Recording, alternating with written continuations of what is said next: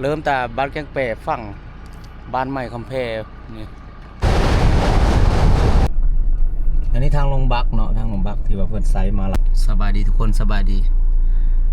มื้อนี้เฮากะพักงานเนาะกลับจากการจากงานจากเมือง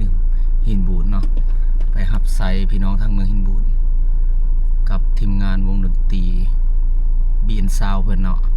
แต่เมื่อนี้เฮาเดินทางสิขึ้นไปทางบัวลำพาไปครับใส่พี่น้องทางบัวลำพาเนาะก็เฮามาฮอดแกงแปนี่มันแกงแปแล้วนี่นะมันแปเมืองซีบังไฟแขวงขมวนแต่แถวนี้ท่าบักทางหน้าสิเป็นทางสุดเซได้ตอนนะเนาะเพิ่นมีโครงการที่สร้างขัวข้ามต่อกับพุ่นละไปทางเขตบุรพาไซบัวทองมาไซพุ่นละ เนาะอันนี้แหละเฮาสิมารีวิวให้ทุกคนเบิ่งว่าเส้นทางแต่แกงเปนับแต่ข้ามบักไปหาบ้านปะหนามเนาะเพิ่นสร้างได้ซ้ำใดละเพราะว่าหลายคน FC เพิ่นก็ถามมาว่ารีวิวให้เบิ่งแน่ว่ะเนาะมื้อนี้เฮาสิเฮ็ดให้เบิ่ง ไปกันเลยทุกคนอันนี้ทางลงบักเนาะทางลงบักที่ว่าเพิ่นไซมาหลายปีแล้วทางลงบักมันแกงเปแต่ว่าเส้นทางดำมันยังเพิ่นก็เริ่มสร้างใกล้สิเสร็จแล้วเบิ่งละเนี่ยลงท่าบักเสียงไฟแต่ปกติเฮาสิแวะบ้านตะคอแวะนอนบ้านตะคอแต่มื้อนี้เฮาเดินทางข้ามไปทางภูหับไซพี่น้องทางเมืองบัวลำพาไปสวยงานดอกเพิ่นเนาะ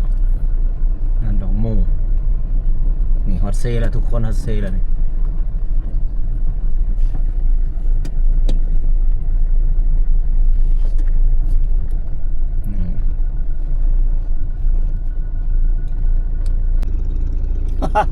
ขี้ฝุ่นกุ๊บเลยทุกคนขี้ฝุ่นกุ๊บเลยเพราะว่าอันทางพี่น้องบ้านกิ๊กเป๋เพื่อนรถขนมันต้นนี่ขาอย่างรถไถนะนี่ตอนนี้เขาเข้าบักเลยเนี่ยกำลังเข้าบักต้นนี่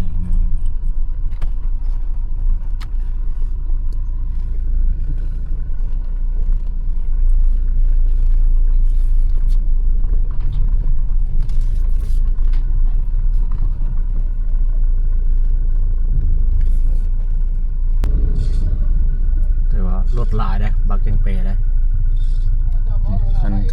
คันไฟสีมาข้ามแกงเปต้องมาเผื่อไว้เด้อถ้ามาให้ทันเวลาหลายมันก็เราต้องเผื่อเวลาไว้ในจักหน่อยเนาะเพราะว่ารถลายทางฝั่งนั้นฝั่งนี้รถลายตลอดเลย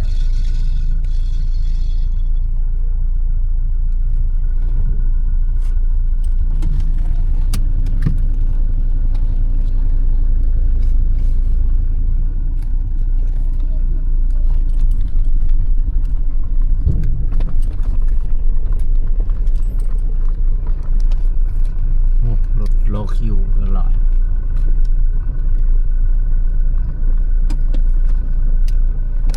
โอ้ บางมื้อนี่ถ้าเป็นสมองบางมื้อว่าทางเส้นนี้อาจจะมันน่าจะถ้าเป็นทางดีแล้ว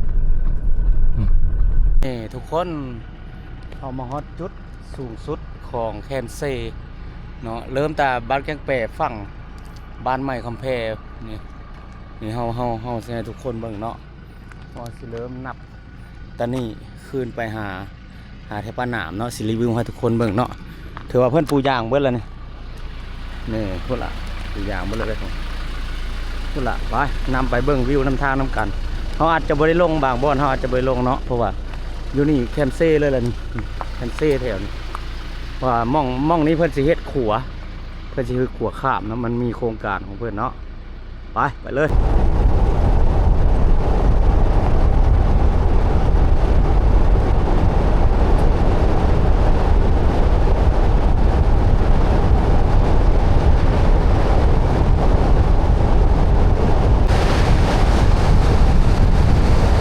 อยู่แถวนาบัวเลยแกงเปมาระหว่างเปโตกับบ้านเพใหญ่ทางดีเลยเด้อพี่น้องเด้อทางดีแล้ว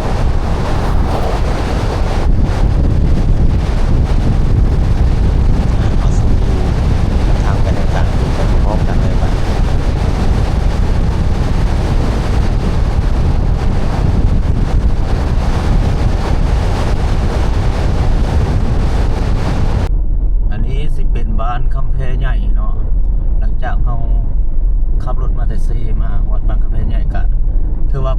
างหมดแล้วบางกะเพใหญ่กันเนาะเส้นทางเนาะ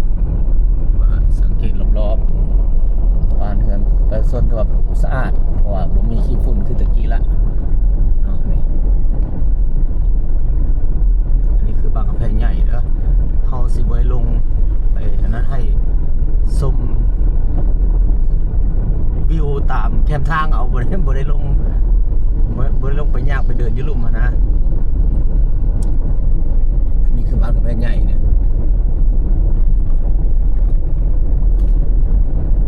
นี่เป็นทางโค้งกำแพงนาเด้อไปใส่อันกำแพงดงบ่อนภูหั่นล่ะบ่อนค่อยไปเห็นภูเขียวแล้วบ้านกำแพงดงนะเฮาสิรีวิวให้ทุกคนเห็นแต่ละบ้านไปเนาะเพราะว่าระยะทางแต่แกงเปหาวัดป้าน้ำนี่อันนี้ปลายกำแพงนานี่แม่ ปลายกำแพงนาระยะทางแต่บ้านคำเพนาหาคำเพดงเอาเสียทุกคนเบิ่งได้เพดงบักเพดงให้ทุกคนเบิ่งไปน้ำกันเนาะ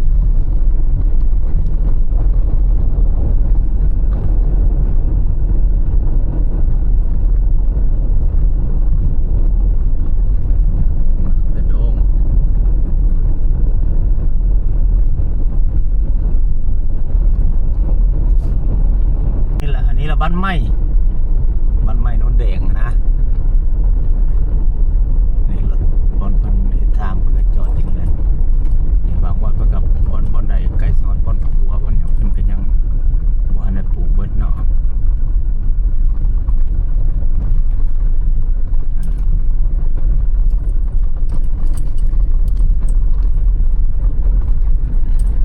บ้านไม้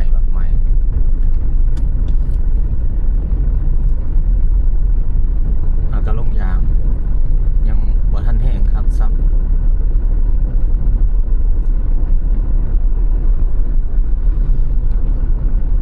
ถือว่าทางเส้นนี้ก็สะดวกสบายขึ้นหลายเนาะเพราะว่าทางภาครัฐเพิ่นปลูกยางหมดแล้ว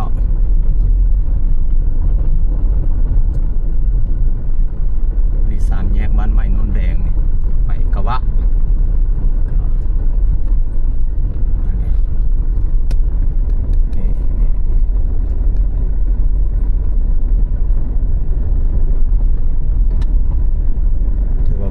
แต่เซเนาะแต่บางจังเปมาหอดบ้านใหม่ฮะบ้านใหม่โนนแดงนี่คนอันนี้ก็เพิ่นไกลสิลงยางนั่นนี่ก็เริ่มลงหินน้อยเนาะไปติดตามกันไปอีกทุกคนโอเคเนาะเพราะว่าเฮารีวิวให้ทุกคนเบิ่งตั้งแต่บ้านนั้นตั้งแต่บ้านจังเปตั้งแต่บ้านกระเป็ดจนฮอตบ้านใหม่แต่ว่าปูยางเกือบเสร็จสมบูรณ์เนาะ 95% แต่ว่าจากบ้านใหม่ไปหาปลาดามบัดนี้ยังบ่ทันปูได้นี่เพิ่นหาก็ลงหินไว้ซื่อไปเบิ่งกันว่ามันยังประมาณจักกิโลเนาะที่เพิ่นบ่ทันได้ปูยางอันนี้มองนี้จากบ้านใหม่ไปหาปลาดามเด้อไปนำกันนี่ฮอดบ้านปลาดามเป็นที่โอ้ย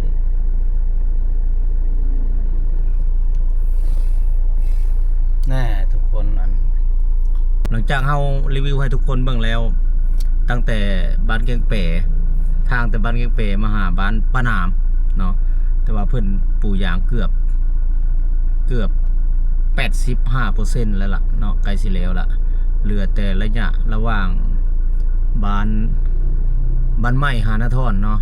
แต่ว่ายังพอปลูกเพิ่นก็น่าสิปลูกเสร็จไวๆนี่เนาะขอฝากคลิปวิดีโอทุกคลิปนี่เด้อแล้วฝากติดตามคลิปอันน้อยสายน้ำเซในตอนต่อไปเนาะถือว่าอันใดบ่คักบ่งามก็ต้องขออภัยนำพี่น้องทุกคนหลายๆเนาะเฮาสิขอโจวิดีโอไว้สำนี้ซะก่อนไปงานต่อบุรพาก่อนบ๊ายบายสบายดี